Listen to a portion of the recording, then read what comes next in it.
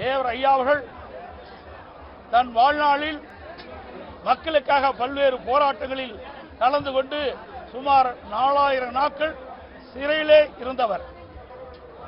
தேவர் ஐயா அவர்கள் நாடாளுமன்ற தேர்தல், அருப்புக்கோட்டை நாடாளுமன்ற தேர்தல், முதுகுளத்தூர் சட்டமன்ற தேர்தல், 2 தேர்தலிலும் தேவர் ஐயா அவர்கள் ஒரே நேரத்தில் போட்டியிட்டு அருப்புக்கோட்டை நாடாளுமன்ற தேர்தலில் வெற்றி பெற்றார்.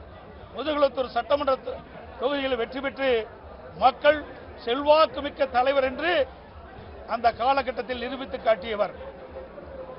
அவருடைய வாழ்ந்த காலத்தில் தனக்கு சொந்தமான பல்லாயிரக்கணக்கான ஏக்கர் நிலங்களை ஏழைகளுக்கும் பட்டியல மக்களுக்கும் பிரித்து கொடுத்து ஏழைகளை வாழ வைத்த கொடை வள்ளலாக திகழ்ந்தவர்கள்.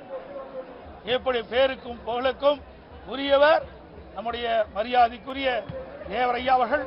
அவளுக்கு மேலும் புகழ் சேர்க்கின்ற விதமாக அனைத்து இந்திய அண்ணா திராவிட முன்னேற்ற கழகம் சார்பாக அவர்களுக்கு பாரத ரத்னா வழங்க வேண்டும் என்று மத்திய உள்துறை அமைச்சரிடத்திலே நாங்கள் கடிதம் கொடுத்திருக்கின்றோம்.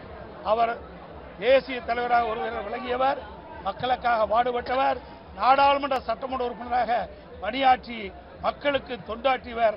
அப்படி உயர்ந்த உள்ளம் கொண்ட தேசபக்தி மிக்க மரியாதைக்குரிய போற்றுதலுக்குரிய தேவர் ஐயா அவர்களுக்கு பாரத ரத்னா வழங்க வேண்டும் என்று அனைத்து இந்திய அண்ணா திராவிட முன்னேற்ற கழக சார்பாக நேரடியாக மத்திய உள்துறை அமைச்சரை சந்தித்து கோரிக்கை மனு அளித்துள்ளோம் என்பதை தெரிவிக்கின்றோம்.